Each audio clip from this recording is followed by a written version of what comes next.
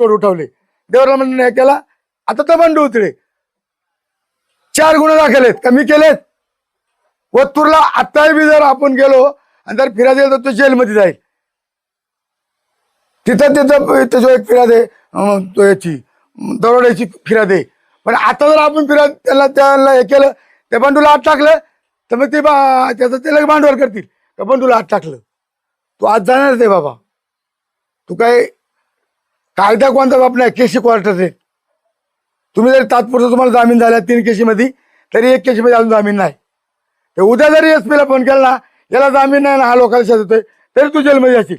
पण आम्हाला तुला जेलमध्ये पाठवायचा नाही. तो आम्हाला शेत दिला पाहिजे, कारण तो शेत दिल्यामुळं आमचं मतदान वाढतं. हो, बंडूना शिवी दिलीच पाहिजे, त्याशिवाय मतदान आपलं वाढणार नाही.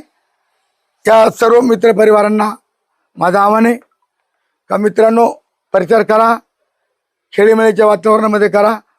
बोराडे कुटुंबाचा काही संबंध नाही, ते सरळ कुटुंब आहे. जर बोराडे उभे राहत नव्हती तर यांच्या पार्ट्या बंद झाल्या असत्या.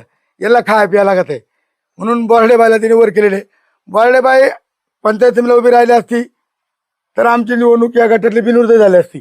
इथपर्यंत आम्ही आलतो. काय गुरुजी मी म्हणलो होतो समक्ष ते सांगा ना.